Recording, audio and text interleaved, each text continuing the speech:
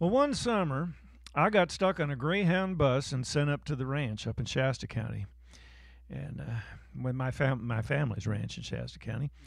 And my uncle Bert picked me up at the Greyhound in Anderson, California. He said he had some special plans for me. I was about 15, I think 14 or 15 years old, and it seems the county had a yard sale, and they bought up partial spools of barbed wire and some slat fencing and some cedar posts or poles that they could make into fence posts and split rail fencing. And that was the plan.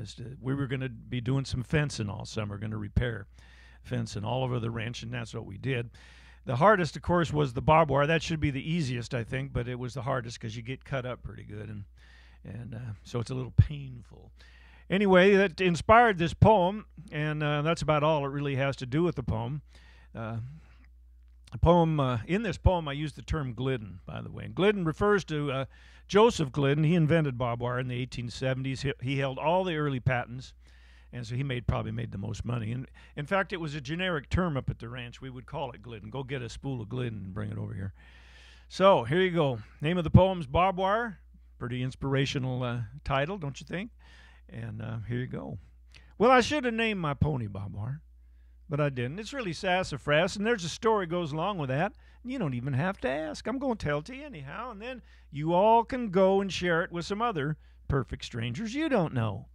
Now, I was working on a cattle ranch up Sacramento way. I hired on in January, and it was nigh on into May when our foreman, Jacob Tucker, big shot Jacob Tucker, JT.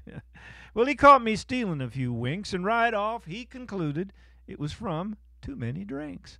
Well, now, it really weren't too many, nor was it near enough, but you didn't rile old Jacob when he got his dander up, so I yes-sirred him for a little while, and, well, that just made him extra tense.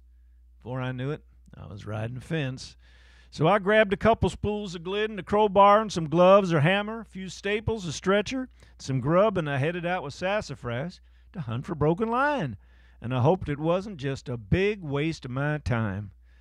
Now, the whole ranch is but a day around, add in stopping, maybe two. Call that a small pasture out in Texas, wouldn't you? Yeah, I thought so. And I weren't looking hard for breaks, so it's no surprise that I saw nothing.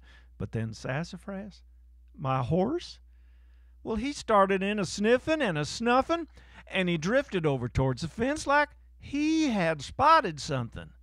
Then, gosh almighty, partner, with a quiver and a shake, he pointed that big old nose of his right at a brake.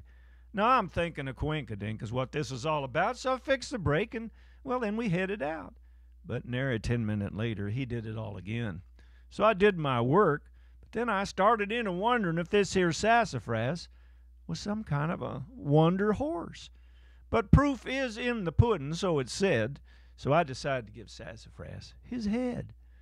Well, now, he found breaks down in the gullies, behind rocks, in thick chaparral. He didn't miss a single one as far as I could tell. In the middle of that afternoon, let me tell you what, I was plumb tuckered out, but proud enough of sassafras to shout. Now, we string that Glidden hog wire with double barbs on either side, and leather gloves, they don't hold up to that, neither will your hide, so I was cut up pretty good and needing some attention and some time for contemplation, not to mention. So I built myself a campfire and hunkered down to think. Barbed wire is good and strong, but sometimes, there's a kink. Now, folks might come from miles around to see my barbed wire sniffing horse. We could travel. There's the money. Well, there's always the money. And we'd be famous too, of course, but then with doctoring, feed bills, and then, well, there's that recovery time. There might be nothing left on the bottom line. So the next day, bright and early, we took the trail that led to town, headed right to Jed Snow's livery. It was the only one around. And then with heavy heart and bandaged hands, well, I offered up a trade. Could have been the worst darn deal I ever made. Now, the boys, they call my new horse Buzzard Bait. But she's a good old nag. At least she's got 3 legs at work, and her belly, it don't quite drag. And that roving eye, well, that don't bother me. Not like her wheezing does. But all in all, things is better than they was. Now, our foreman, you remember him, Jacob Tucker, JT? Well, you'd be surprised to know he ain't foreman anymore. No. Seems he got himself a new horse down at the feed and livery store. Seems he got himself a new job, too. And, well, I won't keep you in suspense, but you already figured it out now, ain't you? JT and Sassafras are riding the fence. Thanks.